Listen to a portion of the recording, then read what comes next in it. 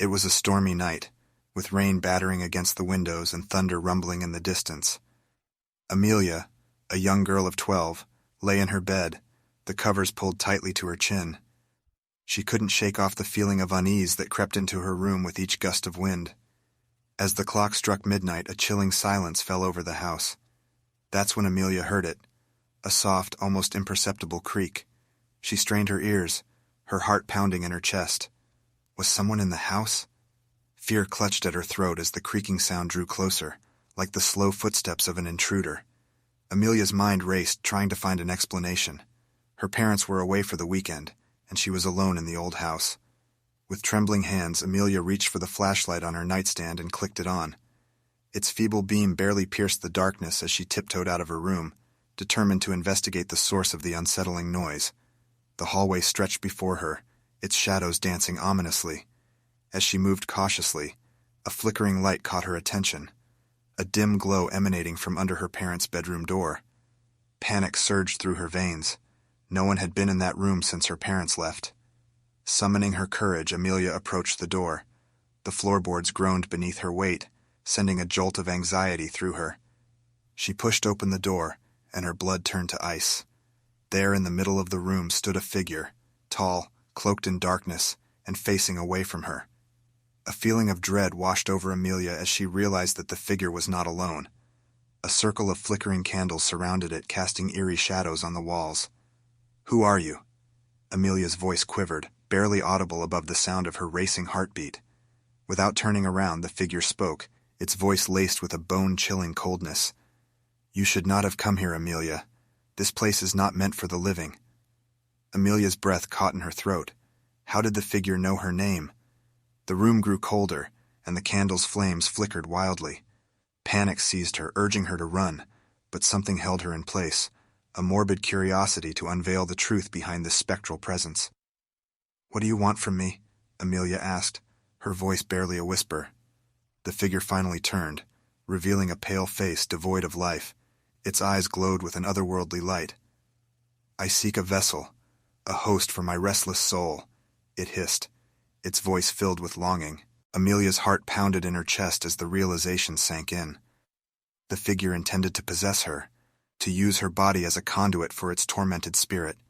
She had to escape, but her legs felt heavy, as if bound by invisible chains. In a desperate bid for freedom, Amelia lunged toward the door, but the figure's supernatural speed surpassed her own. It seized her arm, its touch icy and suffocating. "You cannot escape me, Amelia. I have been waiting for this moment." But just as the figure tightened its grip, a blinding light erupted from Amelia's trembling hand, the flashlight she had carried with her.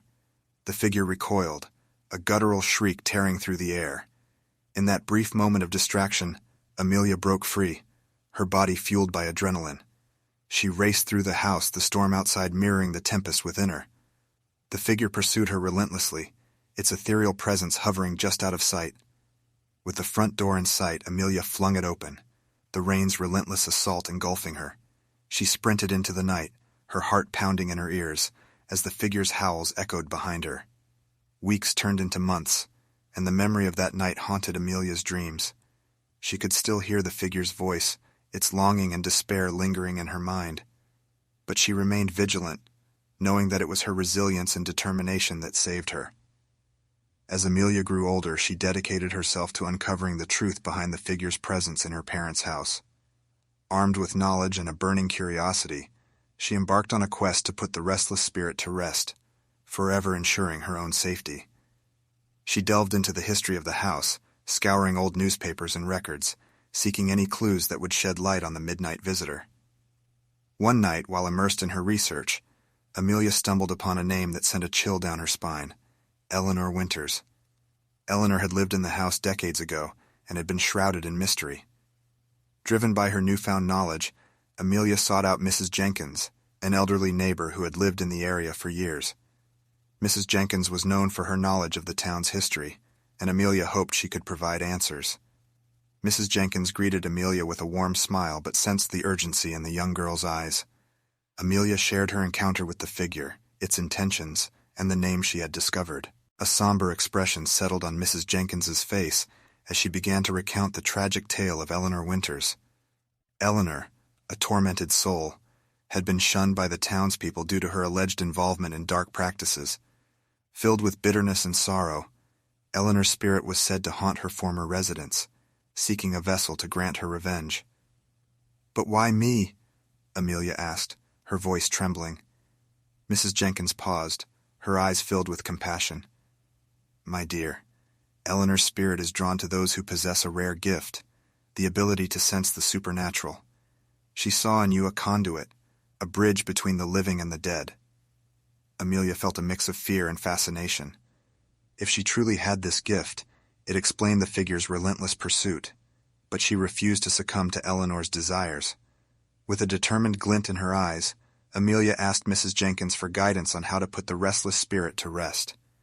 Mrs. Jenkins shared ancient rituals and incantations, passed down through generations. Together they prepared a ritual to confront Eleanor's spirit and free Amelia from its grasp. As the incantation reached its crescendo, a gust of wind swirled through the room, carrying with it a mournful cry. Amelia's heart pounded as Eleanor's spirit materialized before her, but this time Amelia stood tall, her eyes filled with determination. She spoke with conviction, urging Eleanor to find peace and let go of her desire for vengeance. Slowly the tormented spirit began to fade, its anguished wails diminishing. When the last vestiges of Eleanor's presence dissipated, the house fell silent. Amelia knew she had succeeded in freeing herself and Eleanor from the grips of darkness. The weight of the curse lifted, leaving behind a sense of peace. As the years passed, Amelia's tale became a legend, whispered among the town's residents, a testament to the power of courage and the resilience of the human spirit. Amelia, forever changed by her encounter with the midnight visitor, embraced her unique gift, using it to help others in need. And in the quiet hours of the night when the wind rustled through the trees, Amelia would silently acknowledge the unseen horrors that exist just beyond our perception. She would remember the night she faced her greatest fear and emerged victorious, a beacon of light in the darkest of nights.